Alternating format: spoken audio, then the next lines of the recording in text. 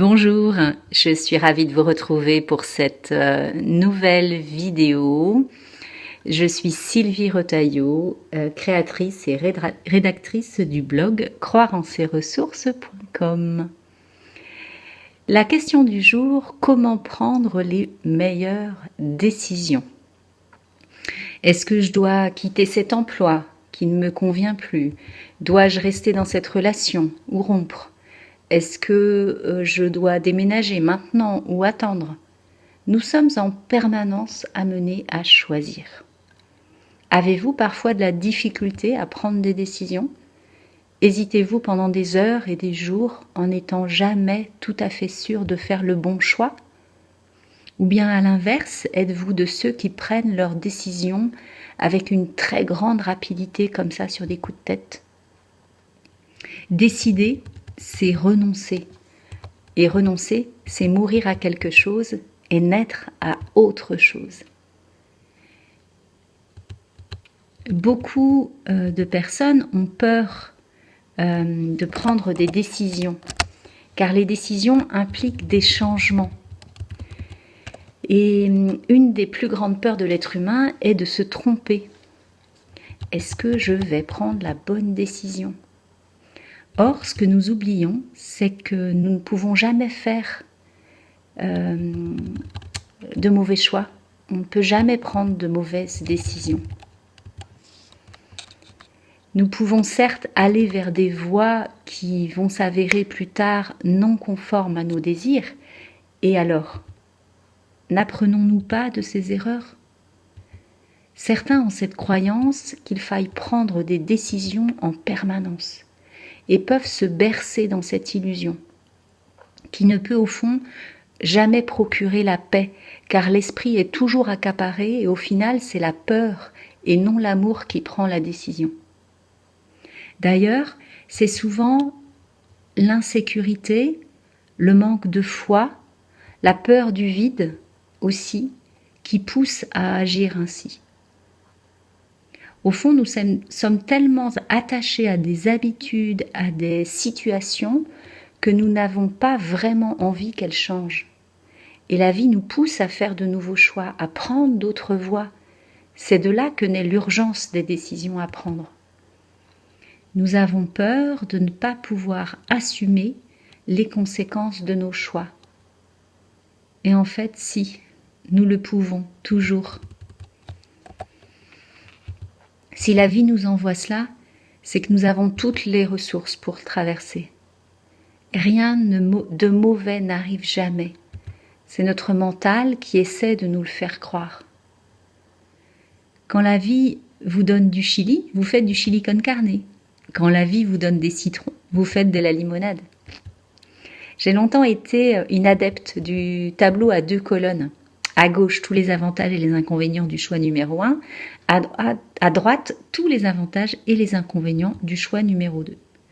Toutefois, je me suis aperçue que même si cela pouvait aider, cela comportait 2 risques. Premièrement, laisser uniquement le mental et la tête décider et finalement faire un choix basé uniquement sur la raison. Et vraiment, je me demande ce que serait ma vie, à moi, si j'avais fait tous mes choix uniquement avec la raison.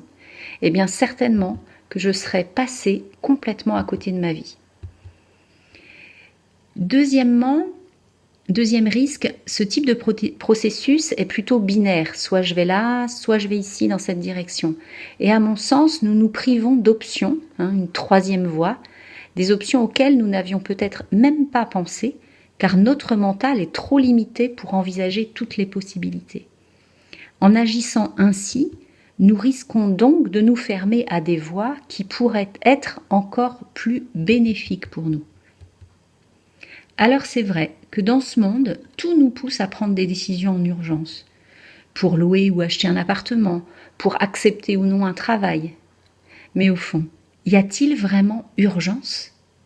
Et si nous faisions confiance à la vie? Je me souviens des yeux ronds de l'agent immobilier le jour où il me disait de me décider très vite si je souhaitais acquérir ce terrain qui me plaisait, car il y avait d'autres acheteurs intéressés. Et je lui ai répondu qu'il pouvait me pousser, mais que moi je ne fonctionnais pas comme ça. Et que si ce terrain était pour moi, il m'attendrait. Alors oui, donnons-nous l'autorisation de ne pas céder à la pression de l'extérieur pour faire nos choix. Posons-nous dans le silence de notre cœur et posons la question. Qu'est-ce que je veux vraiment ? Quand la clarté n'est pas là, il est important de se poser pour laisser la réponse émerger. Mooji témoignait d'un acteur en mal de rôle qui voulait faire une retraite avec lui et qui s'était vu proposer un contrat de 3 mois qui, s'il l'acceptait, l'obligerait à renoncer à la retraite.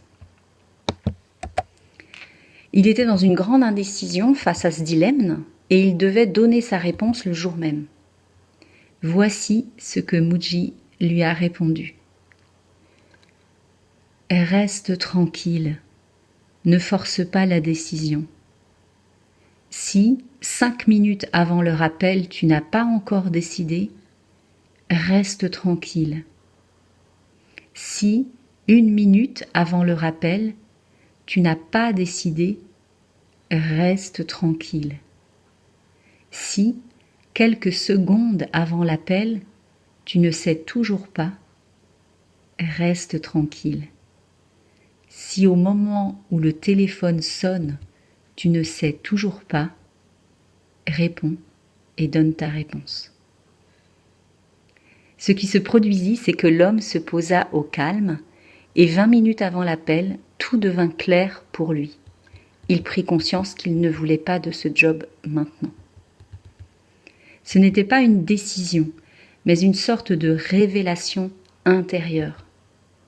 Et je suis certaine que cela vous est déjà arrivé. Souvent, nous nous rendons compte que nous savions, au fond de nous, quelle décision nous aimerions prendre. Et nous ne voulons tout simplement pas l'admettre. S'arrêter, envisager les différentes solutions, ressentir dans notre corps ce qu'il nous dit. Est-ce qu'il se tend ou au contraire, est-ce qu'il vibre et pétille ? Puis laisser la réponse venir. Votre cœur fera toujours un bien meilleur travail que ne peut le faire votre tête. Je vous souhaite une merveilleuse semaine et si cette vidéo a parlé à votre cœur, vous pouvez la partager. Merci.